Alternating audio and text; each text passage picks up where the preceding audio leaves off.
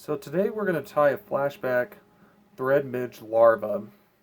Today I'm going to show you a cool way to do this with a thread that doesn't exist anymore. And this is the thread I prefer to do when I do thread midges.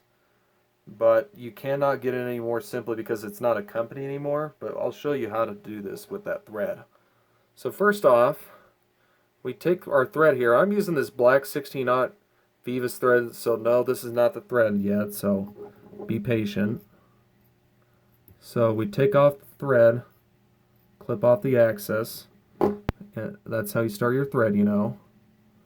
And then what I do is I take this this thread I'm going to use today, and this is the thread I'm talking about. This is as you can see, this is a real thick thread. This is a rod building thread. This is coming from a Gudebrod thread is what this is called. And this comes from a company that, oop, I kind of missed it there. There we go. Comes from a company that don't exist anymore, sadly. But they used to make really good rod building thread. And if you're into rod building like I am, this is a really good thread for that especially.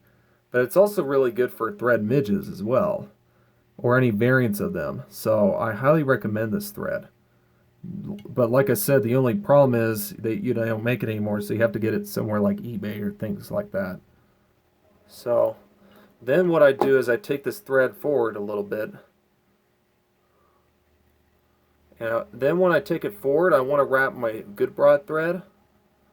And really with this stuff, what I also like about it with thread midges, it doesn't I kind of missed that a little bit on the back there. Just realized that. There we go, that's better. But anyways, with this Gudebrod thread, I don't really have to use a lot of I don't have to twist it like a lot of threads out there.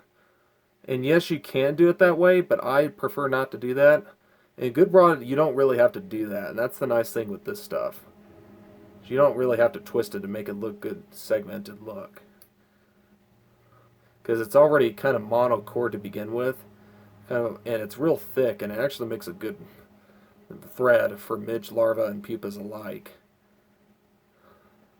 But like I'm doing here, you want to wrap it all the way to the front here, all the way to where I'm going to tie in, and that's where I stop about right there, a couple eye lengths before the eye there. And what I'm going to do is I'm going to take this thread here, I'm going to snip out the excess. And then what I'm going to use is some pearl crystal flash or Flashback. You can also use pearl tinsel as well. All those really work. And what I want to do is I want to wrap back like that a little bit just to kind of make sure it's in place where I want it. And then I wrap it a couple times here. Kind of give it that flashy look. That's exactly what we want because it is a flashback pattern. So we want something that flashes, you know, on the thorax there. And what I want to do is, I kind of got this mess up here. There we go. And then you clip off the excess. And I want to clean that up with a few wraps.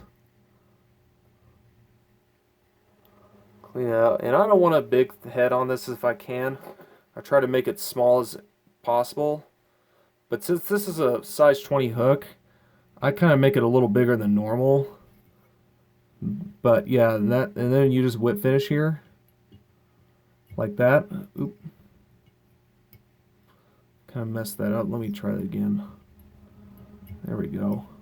And that's it. And if you want, you can also put some head cement like I'm going to do here. I use hardest whole head cement for the adhesive. Oop. Oh, kind of got too much there on the paintbrush. And I like this brush applicator. I kind of like it a lot. And you just put like a drop on there and that's it. That's how you tie the flashback through midge larva. Very effective and simple pattern to tie for the winter as well. It's good because of that flash thorax on it. But yeah, that's how you tie flashback thread midge larva. Thanks guys.